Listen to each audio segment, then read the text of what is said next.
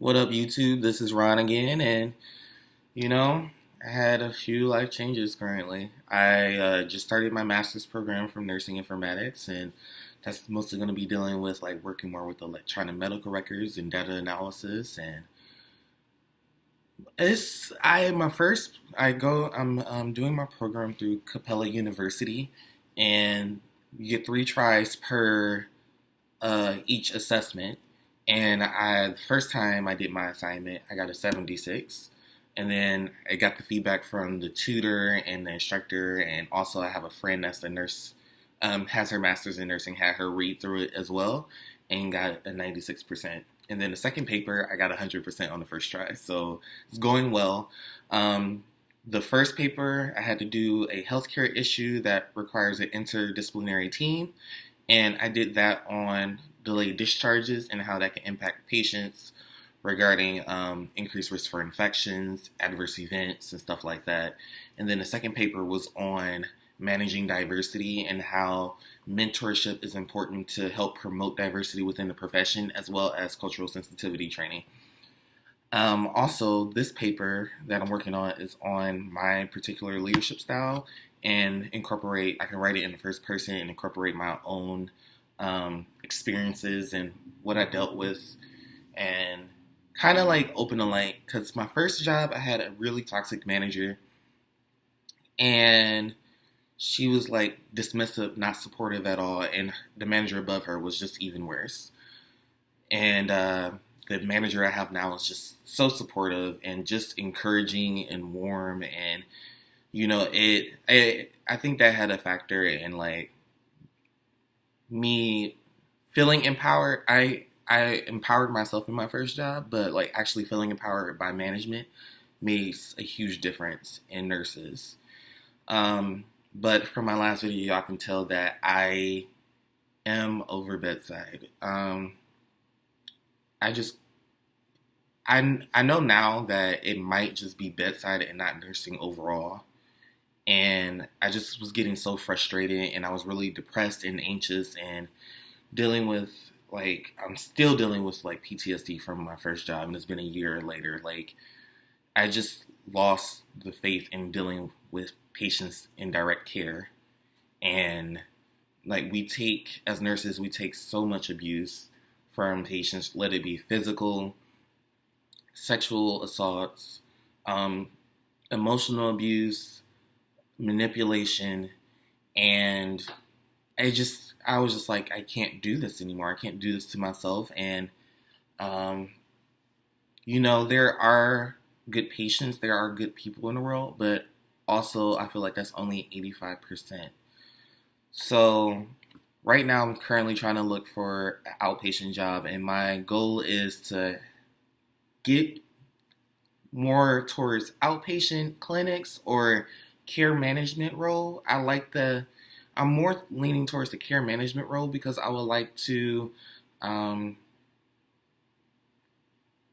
feel like that would be a better way to be more creative in nursing as well. Like, trying to make sure all the pieces come together for patients, and trying to figure out like what motivates them, what resources they need, and how the team and like other professions can help them and better help them reach their goals. And I think that's what I'm leaning towards now. And if I end up getting this position or whatever position, I will see if I enjoy it. And if not, I will still have my master's degree. And if I do enjoy it, I still get a pay increase for having my master's degree. So that would be a good thing. Yeah, what else is going on? Yeah, I talk a lot. I feel like on the West Coast, a lot of nurses talk more about mental health and the struggles that they go through because of the job compared to anywhere else. I know when I was mentioning that I was depressed and anxious in Minnesota, like, it was kind of just dismissed, and especially regarding burnout. And now burnout is actually a mental health category now, which is great because especially in the healthcare profession, like, people are not lasting as bedside nurses. And that is a huge issue in the nursing community because, you know, what we go through is not easy. Being a nurse is not easy. It comes to like having to advocate for people, and you sometimes meet resistance, and also it's institutional issues, and you put your body through the ringer. Right now, working night shift, I just hit my bedside limit. Like, I can't do night shift anymore. I'm having a lot of emotional issues with that, and my body is out of whack. I'm not eating right, and stuff like that. Like, I want a better quality of life for myself, and that's why I'm trying to switch careers and switch careers within the profession and just switch modes and kind of find my place. I feel like if you stick with something that you know is not for you, it's not going to be healthy on your mental health or your physical body. And as I've been having so many issues from stress, like sometimes at work, I get really dehydrated out of nowhere and I have to down like 2 Gatorades and drink water. And it was one week that every time I entered work, my eyes started twitching. And then also I've been having like kind of sometimes having issues because I think it might be mini panic attacks sometimes because I've been having like chest tightness. But, I think it's important for nurses to address their own mental health issues because that will be important. And that's another way to advocate for your patients if you need it. If you need that extra assistance for yourself, take advantage of counseling. If you need to be on an antidepressant, do it. And I also see a therapist. She's been helping me out a lot. And it's just been with my personal life and then also with like working in the stressful situations that we go through and just talking it out. And it helps with processing and knowing that I'm still doing everything I can. But at the end of the day, you can't help somebody that don't want to help themselves. And that's the point that I got to. Because I feel like we have to spend so much energy. And I'm just like learning about more of intentions and like when you touch somebody, you give them your energy. And it's hard working in oncology because you're always touched by death, basically. And, you still do what you can for the patients, but it sometimes stick with you. I had 2 patient deaths that I really took really hard this past 2 months. And normally it doesn't bother me, but those people were like, it hurt. It really did hurt. And I was just like, yeah, I need to do something else. We see so much. And I still enjoy oncology, but I'd rather be on a side that we don't get the sick of the sick. And then also, direct patient care. We're meeting resistance when we're trying to help people. And I'm just like, if they say refuse, they refuse. Like, it's out of my hands. It's above me now. And got to do what we got to do. You have to advocate for yourself, and it's okay to say like, no, you can't do this. Or if a patient was extremely abusive towards you, like, I'm not taking care of them again. It's okay to say that.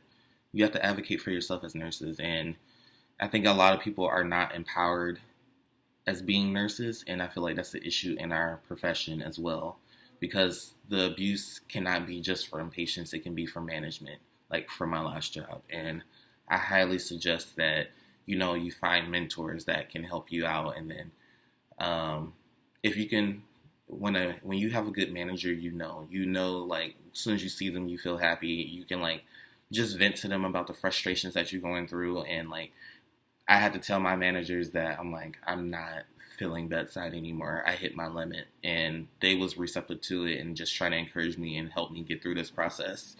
And that's where I'm at right now. I wonder if anybody else is dealing with the same things. Just, I'm not trying to say that all of nursing is bad, but, we deal with some shit. We definitely do. And if it's any specialty that you want to go for, just go for it. Don't let people talk you into going to med-surg, because honestly, I would have to say that will not keep you in nursing. I feel like if you know for a fact you don't like med-surg, don't apply for the position because it's some shit. General med floors are like, and especially if it's a dumping ground general med floor, it's hard. They are very hard floors, and mental health is becoming an issue. And also, it's a silent epidemic of like nurses being attacked and, potentially not being able to work again because of the attack, or we are in the front lines, and it's not okay for us to take this abuse, and it's not okay to constantly deal with the same situations back to back. It's constantly traumatizing, and um,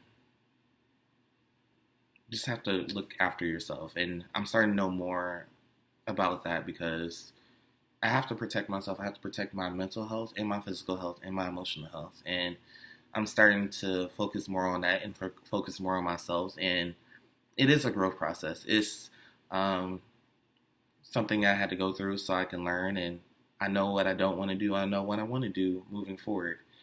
And my MSN, I'm learning so much and being able to use the experiences that I had to help with my papers that I have to write is amazing. Like just thinking at a higher level and like at the higher institutional level on what's going on in healthcare at the moment is truly amazing. And I do like that my program has a lot of support through Capella University, and they are they do right by us to be an online program.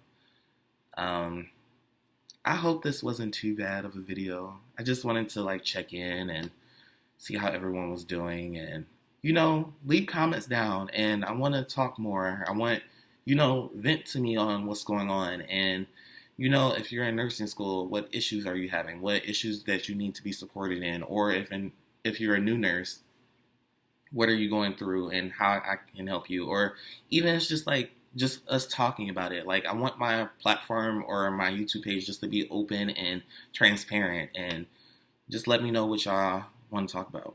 Bye.